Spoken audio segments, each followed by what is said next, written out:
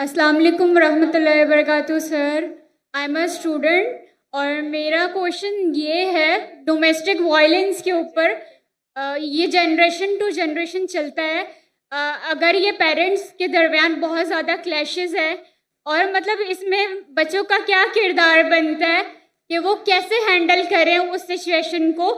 और हमारे पाकिस्तान में ये बहुत ज़्यादा बढ़ता जा रहा है और हमारा क्या हुक्म बनता है कि हम इस पर कैसे अमल करें और कैसे हम इस्लाम से रिलेटेड जो भी है उस पर अमल कर सकें। जी शुक्रिया। जज़ाकल्लाह। बहन का सवाल है कि पाकिस्तान में डोमेस्टिक वायलेंस काफ़ी ज़्यादा है और कल भी कई ख़वातीन ने कहा, तो बच्चों का क्या इसमें रोल है, क्या किरदार है, हमें क्या करना चाहिए।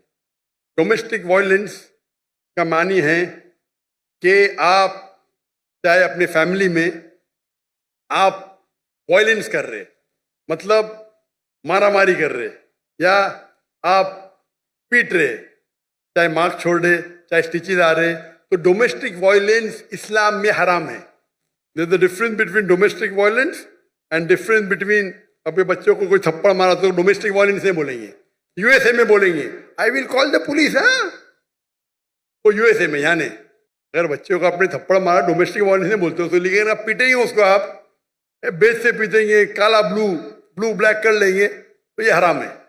और अल्लाह के रसूल की हदीस भी है जो खातून ने पूछी थी पहले कि कैन वी बीट, तो ज़राबा की मानी मैंने कहा था, मीनिंग बीट लाइटली। तो अल्लाह के रसूल की हदीस है कि आप फेस पे नहीं मार सकते, आप मारेंगे तो कभी उस पर मार्क नहीं छोड़ सकते, ये दरबा की मानी है, लाइक विद अ मिसवाक।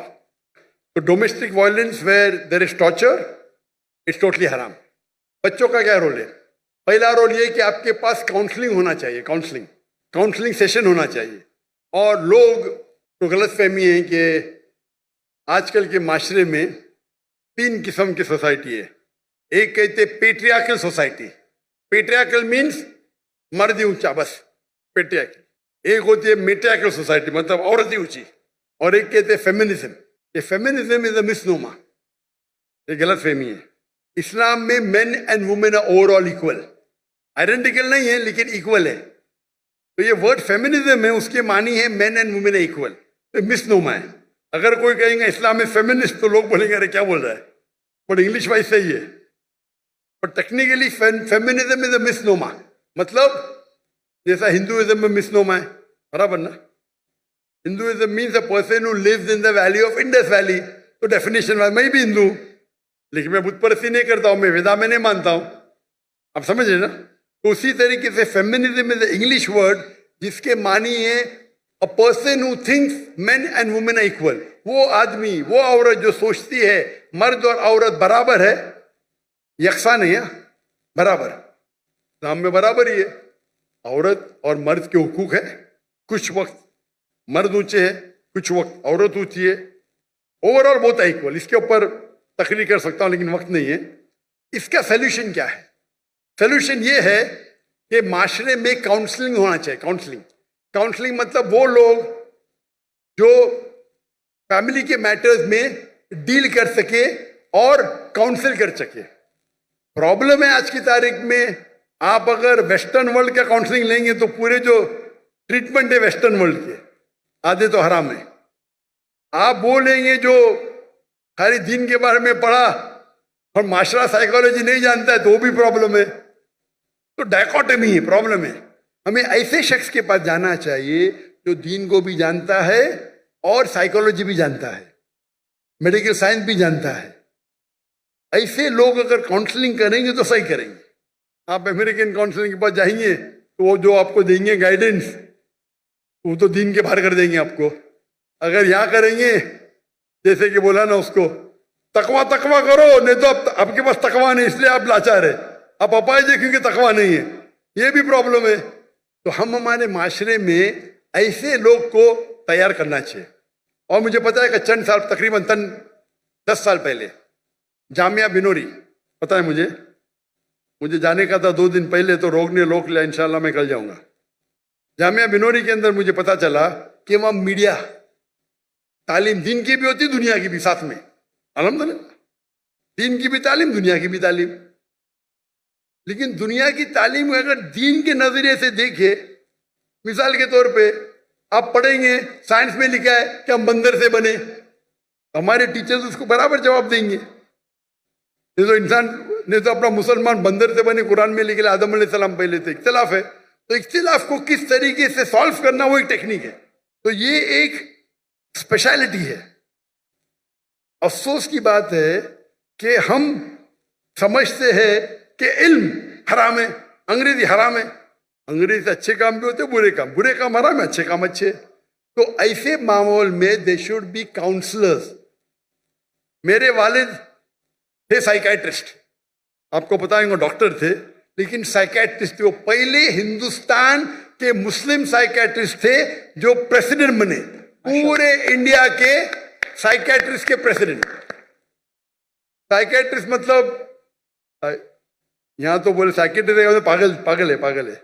अगर आप साइकाइट्रिस्ट के पास गए इंडिया पाकिस्तान में तो आपके नाम पे तो पागलपन का लग जाएगा। अमेरिका में तो साइकाइट्रिस्ट की तो तनख्वाह मिलती थी, उनकी तो इतनी चांदी है। इसको आराम करने का साइकाइट्रिस्ट के जाओ, आधा घंटा बकवास करो, ये बिल दे दो $5,000। तो साइकाइट्रिस्ट की बहुत तनख्वाह होती है, इनकम आमदनी बहुत होती है। इंडिया पाकिस्तान में साइकाइट्रिस्ट के मतलब पागल हो गया तो लोग बोल के भी डरते। ये गलत है। Psychiatry is a specialize field. तो मेरे वाले तकरीर भी करते इस्लाम एंड साइकोलॉजी, अल्लाह ने जन्नत फरमाए, रहमुल्लाह। तो ऐसे प्रॉब्लम में वी शुड हैव स्पेशलिस्ट। और यूएसए में है, मेरे कई कलीग है, मिसाल Yasir Fazaga, Sheikh Yasir Fazaga Peace TV पे आते, he specialise in counselling. Sheikh Yasir Fazaga he specialise, he studied counselling also दीनी आलिम भी है और सर्टिफाइड काउंसलर है। तो इस वक्त वो जो आपको जो देंगे राय, वो इस्लामिक भी होंगी और आपके फैमिली के प्रॉब्लम को हल भी करेंगे। तो हमारे इदारे में भी इस्लामिक रिसर्च फाउंडेशन में वी हैव काउंसलिंग, लेडीज के पास, जेंट के पास। कभी साथ में मिलने पड़ता तो महरम जरूरी है। तो मेरी अहलिया भी करती थी काउंसलिंग, मैं भी करता था काउंसलिंग।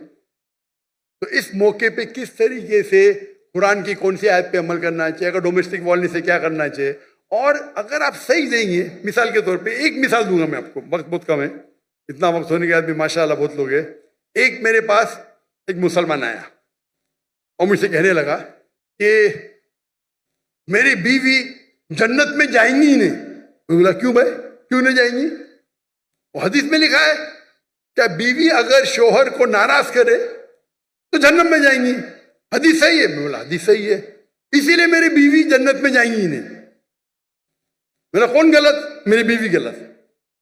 मेरा सुनो, जन्नत तेरी बीवी के बाद में डिस्कस करेंगे। कुरान में लिखा हुआ है कि जन्नत जाने के लिए 4 चीज चाहिए, ईमान वल असर, पूरी तफसील नहीं दूंगा, वक्त जाएगा। ईमान चाहिए, अमल सालिहात चाहिए, वतवासौ बिल हक वतवासौ बिस सब्र। बराबर?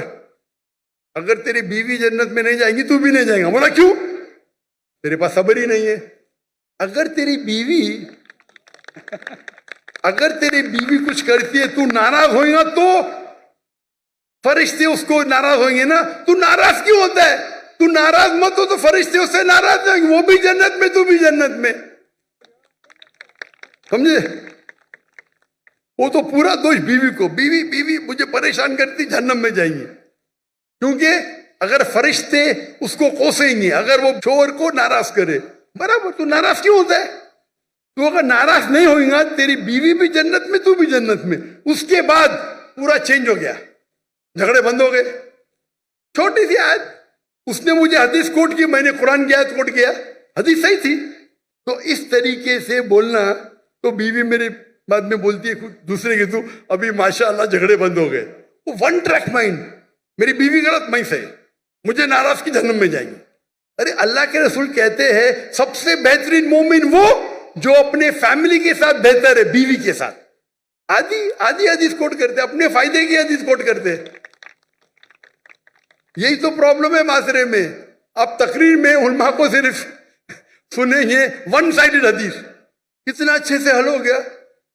प्रॉब्लम में यू आर शॉर्ट टेम्पर्ड, तुम नाराज होते इसलिए प्रॉब्लम है। तुम नाराज हो ना, आराम से बैठो, मैं कुल अल्लाह पढ़ो, पूरे फातिहा पढ़ो, नाराजी चलेगी, शैतान तुम में। तुम बीवी की बात करते, शैतान तुमको जहन्नम लेके जा रहा है बीवी के साथ। तो इस तरीके से काउंसलिंग करो, प्रॉब्लम ही सॉल्व।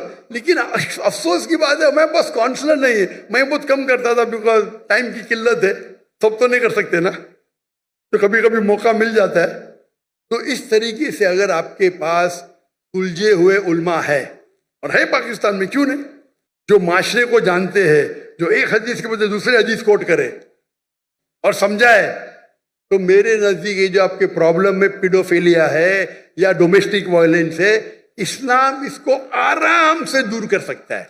अगर आपके पास सही उल्मा जिनके पास साइकोलॉजी की तालीम है, दिस डोमेस्टिक वायलेंस आराम से जा सकता है। यहां तो लोग समझते मेरा हक है भाई बीवी को मारना, सूरह निसा सूरह नंबर 4 आयत नंबर 35, कव्वामुन अला निसा, मैं कव्वाम हूं खलास, और जाके बाहर आके बोलेगा माशाल्लाह सही, क्या मर्द का बच्चा है।